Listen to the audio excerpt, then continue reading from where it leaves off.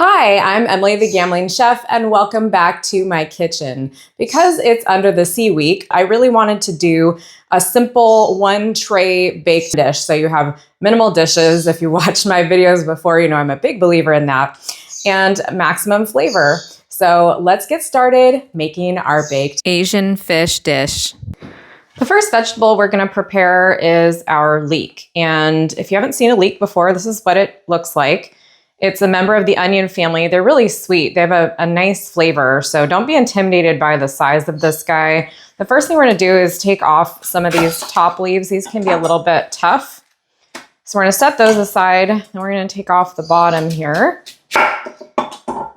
And we're gonna peel off a couple of these outside leaves that look like a little bit not beautiful. So leeks are notoriously sandy. You can see this dirt and sand that's in the leek.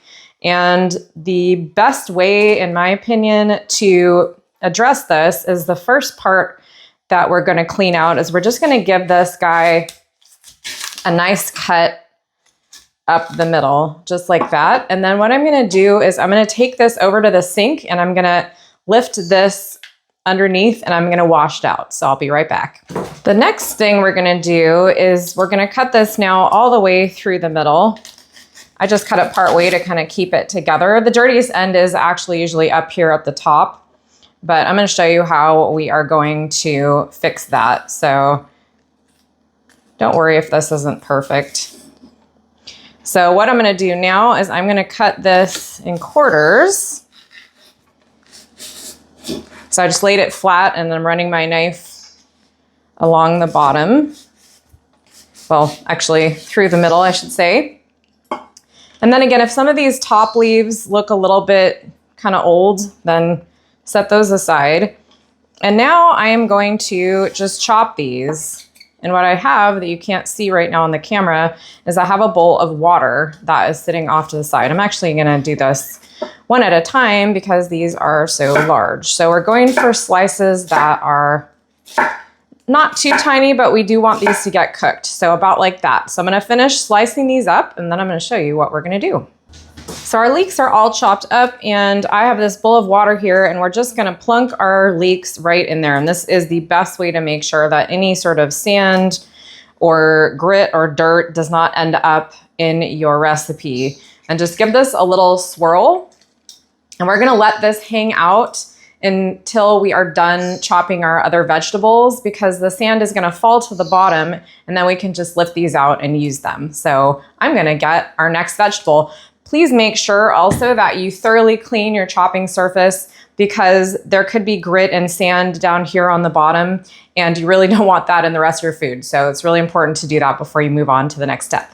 Next, we have a carrot, obviously. I have just peeled this and I'm just gonna take off the top and bottom because they can be a little dry underneath here, so we don't really wanna eat that. And then I'm gonna cut this into about thirds. And the reason I'm doing that is because we're gonna be making matchsticks or julienne. We're not gonna do a fine one. And the best way to do this is actually to cut a little notch off the bottom so that you can have a stable platform for your vegetable. You don't want this rolling around and cutting your fingers. So then once you have that, you're gonna make planks. And these don't need to be super thin for this recipe because this is gonna roast at a high temperature. There's my oven. Speaking of roasting, when you get down to these kind of last pieces, it's a little tricky. Sometimes I'll hold it with my fingers, but if you're gonna do that, please make sure that you are careful. So this carrot's a little bit fibrous, but again, for this recipe, it totally doesn't matter. And then once you have your planks like this, you're just gonna cut these into our beautiful julienne strips. And again, this isn't a super fine julienne. There are purposes and times and places for that, but this particular recipe, this is about what we are looking for, and that's gonna cook down really nicely. So I'm gonna finish doing my carrot strips and we will move on to our shiitake mushrooms. These are shiitake mushrooms and they are probably my very favorite mushroom on the planet. They are very easy to prepare because they don't tend to have lots of dirt on them, which is awesome. You can wipe them with a damp cloth if you feel like they're dirty, but the stems are very tough on these. You can't really eat them. So you can either twist them out like this. Or the other thing that you can do is just take one, get your knife and just run it along the bottom like that and get it out. Of course, this one's being a little stubborn, but that's okay. And then you have your mushroom. And how we're gonna chop these is we're just gonna do nice, decent slices. We're not going, again, super fine with these. So that's about what we're looking for. So I'm gonna finish taking the stems off of these guys and slicing them up. And then I'm gonna show you our last vegetable, which is baby bok choy. This beautiful vegetable is baby bok choy, and it has a really nice mild flavor. It's not super bitter. You can find it in a lot of Asian restaurants, and you can find it in your supermarket. I can find this locally in my fancy supermarket and in my regular supermarket. And we're gonna prepare this kind of differently today because I tried to figure out a way to make it look pretty.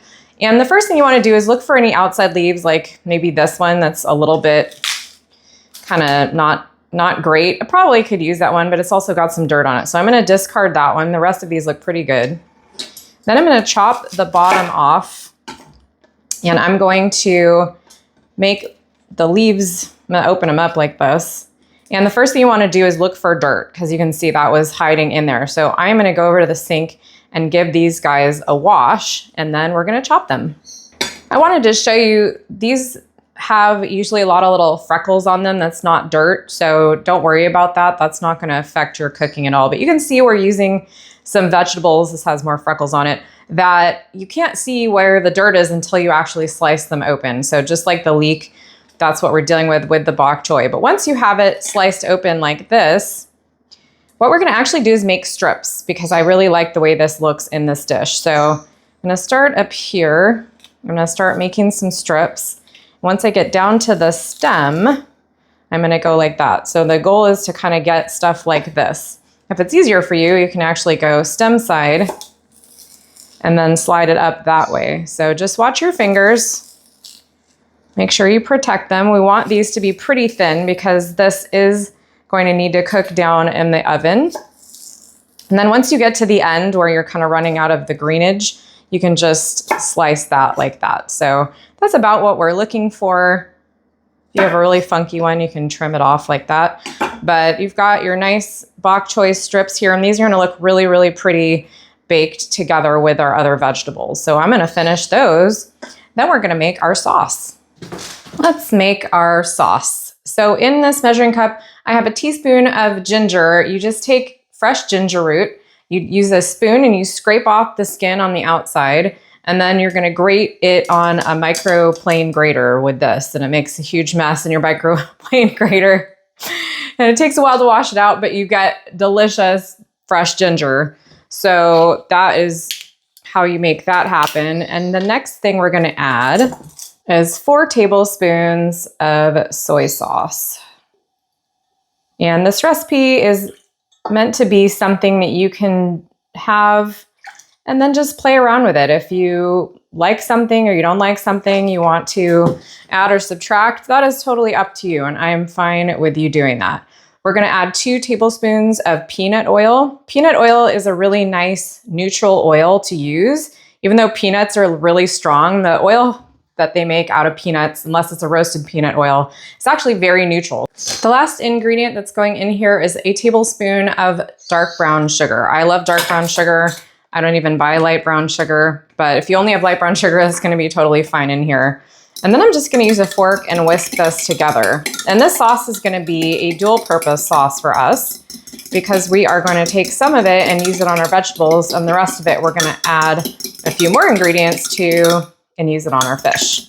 So this doesn't have to be perfectly emulsified. I have a bowl with all of our beautiful veggies in it. And what I am gonna do is I'm gonna take 3 tablespoons of that sauce that we just made, and I am going to pour it over the top of the vegetables. And putting everything in a bowl just makes it a lot easier to get out or later. That last one was a little bit shy there.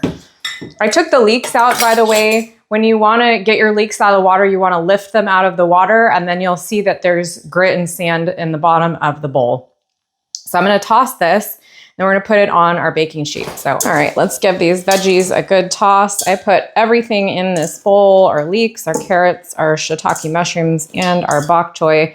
And you can do this on the baking sheet. You can also, if you don't have a lot of time, you can just chop these vegetables. You don't have to be as precise as I was. The reason I do that is because everything that I'm doing is on camera and I want to make it look good for you guys. So that's the method to my madness.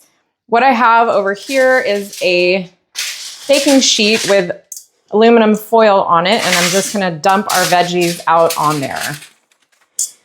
And this is going to become our only baking vessel, which is exactly why I wanted to do this recipe. I really love the concept of like a one sheet wonder where you can just pop something in the oven. You come home, you're tired. Again, you could just chop all these vegetables quickly and then throw it in the oven and you're like good to go. Because this is going to bake in the oven and then you're going to arrange your pieces of fish on top of it and you won't have to really do hardly any dishes at all. And I don't have a dishwasher in my house, so I love recipes where I don't have to do extra dishes. I'm just trying to make this look pretty. Just get a nice even bed of your vegetables. And then this is going to go into a 450 degree, very, very hot oven for 25 to 30 minutes. I like these pretty brown and crispy, not like burnt, but I don't like them mushy. So that's why we're baking it in such a hot oven to start with, because it's really going to help our vegetables caramelize. So 450 for 25 to 30 minutes. And in the meantime, while that is cooking, we're going to prepare our fish. This is cod. One of the first things I do when I'm going to buy fish at the supermarket is I ask them which is the freshest. In this case, it was this cod. And it also happens to be really affordable. It's like half the price per pound that halibut was, and also most of the salmon choices. So that's what I went for. This always, I feel like always has bones, and you can feel them by running your fingers along these, usually these darker areas on the cod. Now, the unfortunate thing is I had a great pair of fish tweezers, of fish boning tweezers for culinary school, and I can't find them. So I had to buy tweezers at the store and sterilize them by dropping them in some boiling water. So I'm actually I think I'm gonna debone it using this side. You can feel these long bones running through here. You can also have your butcher at the supermarket do this, but I kind of trust that I can do it. And you can feel them even better. I have a bowl here. And if you lay your fish on top of the bowl, then you can really feel the bones, and that really, really helps you out. So what we're gonna do is try to grab, that's why you want your fish boning tweezers. These are much more difficult, but I got it. And you don't want to eat this. So you can see that's quite a large bone. We're not going to be putting that in our mouth. So the best thing to do too is have a bowl of water standing alongside you, and then that will be where you can rinse your tweezers off between pulling your bones out. So there's another one. So I'm going to have some fun while our vegetables are cooking, getting the bones out of these.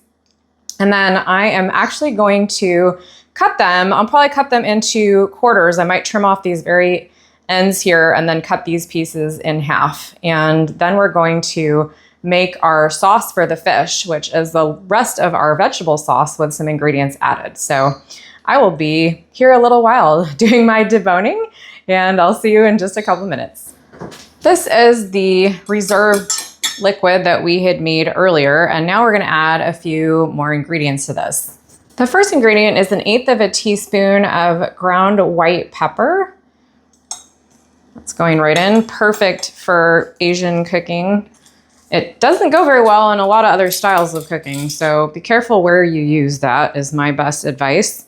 This is a teaspoon of mirin, which is a sweet cooking wine. So you could either use a sherry if you have it, or just some white wine if you have it. That would be just fine as well.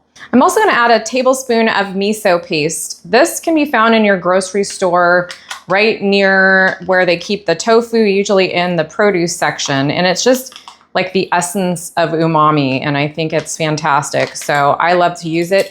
If you buy this and you're not sure where to use the rest of your miso, then be sure to check out my miso soup recipe. That is on thegamblingchef.com because it is delicious, and it's actually Really, really, really easy to make, I promise.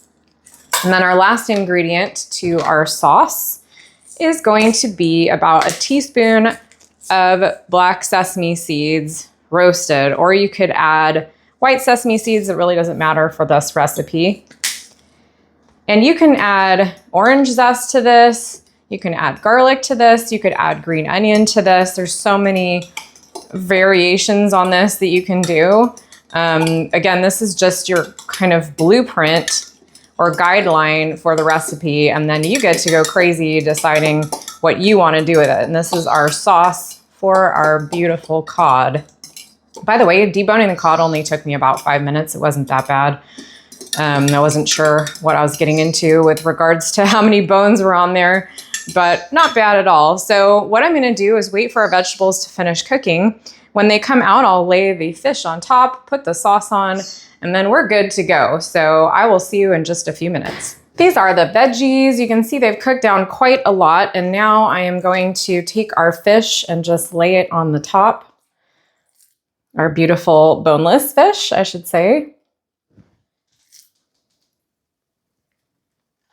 And the last thing we're going to do is put our sauce on the top. So this is our beautiful miso soy sauce that we made. And you can use as much or as little as you want. You can even save some on the side since it doesn't have any uncooked ingredients in it. It's going to be safe to serve as a dipping sauce if you want. But it's good if it gets on the vegetables too. Gives them a little bit of extra seasoning. Let's get that all beautifully spread on there. All right, good to go. So I lowered my oven temperature to 425 degrees, and this is only gonna have to go in for about another 15 minutes. Then we're gonna plate it up and we're ready to eat. All right, our beautiful fish is out of the oven. I am gonna show you how to plate this up. We're gonna taste it together in just a minute. I cannot wait. All right, time to taste. I garnished with some fresh cilantro on top. I'll come from the front here so you can see how juicy this is. You can see it's not dry at all. It's so good with the vegetables. And that sauce is amazing. I'm trying to hunt for a mushroom in here. I don't see one, but look how the fish is just, it's falling apart. But again, it's not dry. Well, I think I'll call that a triumph. It is amazing. I hope that you check this recipe out. It is easy. It's meant to be quick. You can chop your vegetables if you don't want to go the trouble of doing a julienne. And all of my recipes are available on thegamblingchef.com. Please be sure to subscribe and sign up for notifications on YouTube. I'm also on Facebook and Instagram, and I will see you next time.